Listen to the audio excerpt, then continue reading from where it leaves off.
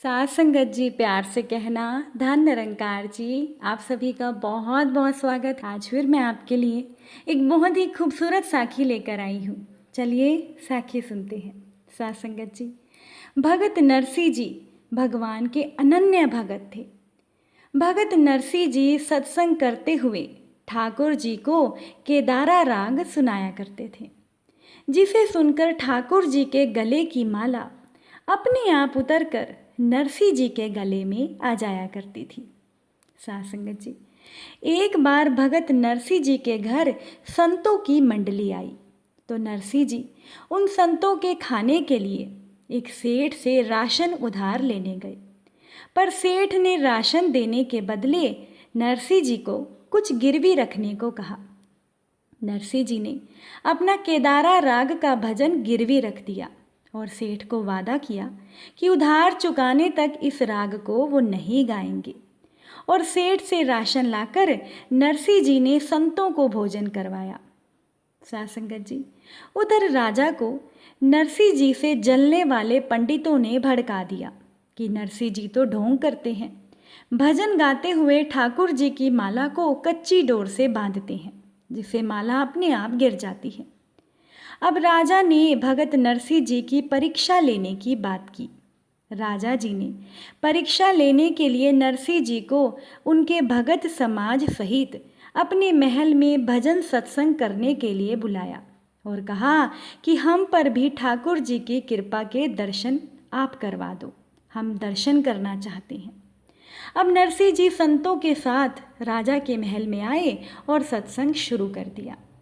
राजा ने भी घमंड में आकर रेशम की मजबूत डोर मंगवाई और उसमें हार पिरोकर ठाकुर जी को पहना दिया। साथ संगत जी, नरसिंह जी ने कीर्तन करना शुरू किया। आनंद बरसने लगा। नरसिंह जी ने बहुत से भावपूर्ण भजन गाए, पर ठाकुर जी की माला नहीं गिरी। नरसिंह जी के जो विरोधी पंडित थे वो बहुत खुश हुए कि अब ये राजा नरसिंह जी को दंड देगा, क्योंकि ठाकुर जी की माला केदारा राग सुनने से ही गिरती थी और भगत नरसिंह जी तो केदारा राग को सेठ के यहाँ गिरवी रख कर आए थे और नरसिंह जी केदारा राग गा नहीं सकते थे, क्योंकि केदारा राग तो गिरवी पड़ा था। अब नरसिंह जी ठाकुर जी को उल्हाना देते हुए गाने लगे, प्रभु को उल्हाना देते हुए गाने लगे कि ठाकुर जी आप माला पहने रखो, भक्तों की लाज जाती है तो जाए, आप अपनी माला संभालो। अब ठाकुर जी की लीला देखिए। नरसिंह जी का रूप बनाकर ठाकुर जी प्रभु खुद उस सेठ के घर गए और दरवाज़ा खटखटाया। वो सेठ जी सो रहे थे। उन्होंने उनकी पत्नी से कहा कि नरसिंह जी अपना केदारा राग छुड़वाने आए हैं। सेठ ने सोते सोते ही कहा कि पैसे ले लो और रसीद बनाकर इसे इसका केदारा राग भजन सहित दे दो। साथ संगत जी, उधर दूसरी तरफ नरसिंह जी तो राजा के सामने अपने भाव से कीर्तन कर ही रहे थे, पर सभी संत ये बात सोचकर हैरान थे कि आज नरसिंह जी केदारा राग क्यों नहीं गा रहे। पर नरसिंह जी के मन की तो प्रभु ही जानते थे। प्रभु ने एक भगत का रूप बनाया और नरसिंह जी के पास जाकर उनकी गोद में सेठ की पत्नी द्वारा दी हुई भजन की रसीद डाल दी। बस फिर क्या था। साथ संगत जी, नरसिंह जी जान गए कि ये तो प्रभु की लीला है। उन्होंने उसी समय भाव से केदारा राग का वो भजन गाना शुरू कर दिया।